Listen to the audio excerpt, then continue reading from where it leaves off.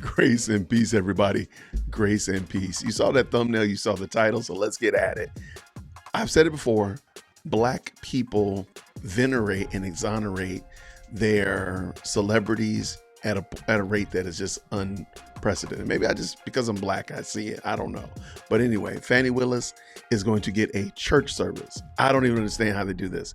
So we've seen her speaking at churches, and we've seen pastors, and maybe I'll put together a collage of just pastors elevating her to a point of, I would dare to say, even worship. But let's jump into it because we got a lot to look at. Let's go. Shout out to Woke Preacher Clip for this clip. I don't care how pretty you look, how made up you look, how degreed you are. I don't care how much money in the bank. I don't care how many connections you have. I don't care how high you think you are.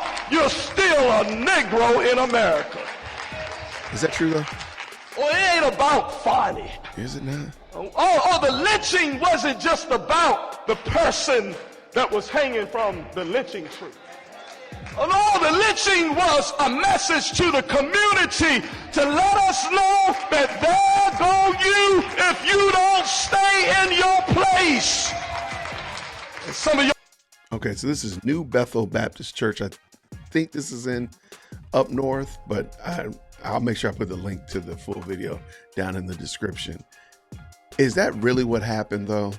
So rather than look at the moral issues that brought Fani and Nathan Wade and all these people together in this court of law last week, which, by the way, I think today they're going to announce where this case is going to go. So keep your eyes and ears peeled. Rather than address that, you make it about race, as if the only reason this woman's character is being called into question is because she's a Black woman.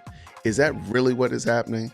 And I think if you saw her in the witness box, if you saw her in the court, you know good and well it had nothing to do with her race. It has everything to do with her moral character. But let us continue.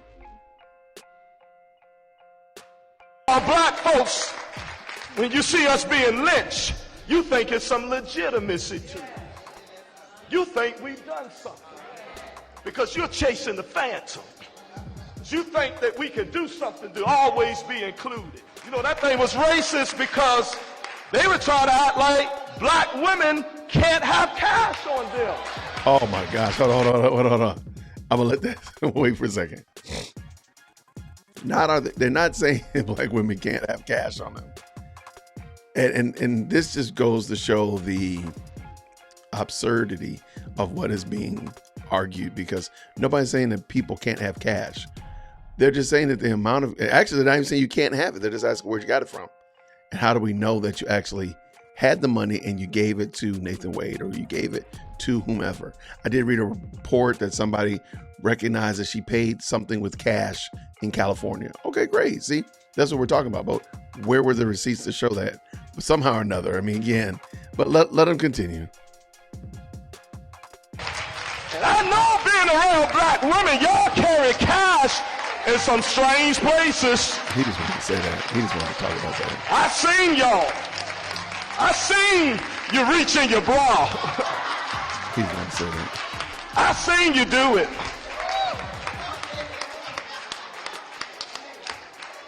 She said, I got this money through my blood, sweat, and tears. Yeah. Oh, I'm so glad that the Father showed up. Because when the Father showed up, it let me know that Bonnie said, my daddy named me. I don't know what this had My to do with daddy, who was part. I don't know if anybody argued. And again, this is at a church service, so this is what passed off as a sermon. I don't think anybody argued, where'd you get your name from? Now, hear me. Maybe I missed something in the court case. If you can point to me where they ask her, where did you get your name from? Or even ask her dad, like, why did you name her that? I don't think anybody did that. Listen to what he says. The Black Panther Party. Not the Black Panthers of Bobby Seale and Huey Newton, but another Black Panther Party. that he was part of. He was Afrocentric, and he gave her the name Fani, which is Swahili for prosperous. I have no idea why somebody woke up on a Sunday morning to hear that foolishness. All right, shout out to Woke Preacher Clip.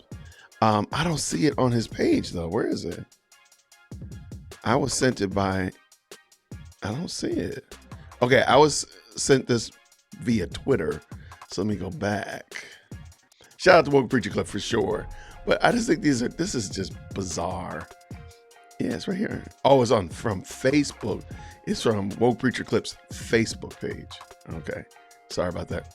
But I'll make sure I leave the link down in the description so that you can check out the full video if you so desire. This is bizarre though. And before you push back and say, well, people are less melanin do it about their celebrities, you're right.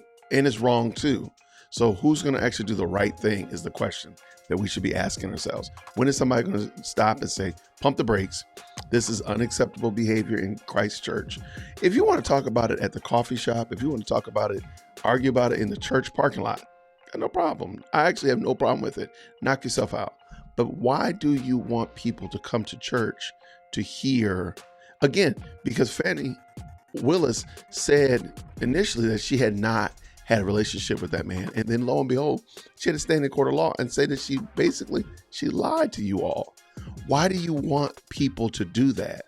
Why do you exalt and elevate and venerate people who are outright lying to you? Why do y'all do that? And it's unacceptable. It's unacceptable. That is not the purpose. That is not the intent. That's not what Christ wanted for the church.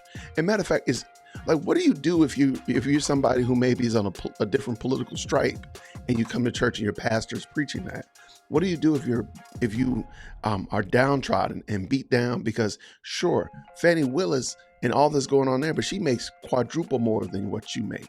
And you're just trying to make your ends meet, and you're losing your faith, and you're no longer believing that Christ cares about you. You no longer know whether or not what is up and down and left is right. You don't know. But then you hear your pastor preaching this tripe. So I'll leave the link to the full sermon. I'm using that word loosely down in the description. I would love for you to check it out. Let me know what you think about it. If you think, hey, Jason, you went a little bit too hard on the guy, whatever like that. Hey, whatever. Now this Bethel church is in where? Let me look at it.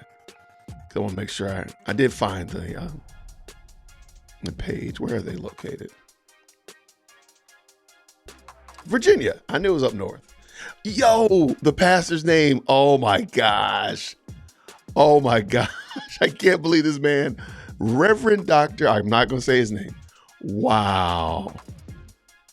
Wow. Oh my gosh. Yo, the sermon title. Okay, I'm not trying to egg you on to go look down in the description, but I am trying to egg you on to go look down in the description. Hey, yo, don't you? Wow. You'll see when you get down and you'll know exactly what I'm talking about. I appreciate you all so much today for watching this. This is going to be a one and done. So prayerfully everything goes well because it's going hot as soon as I hit stop. Anyway, thank you so much for checking out the channel. Let me know what you think down in the description. Down in the comments. I'll see you down there. Grace and peace.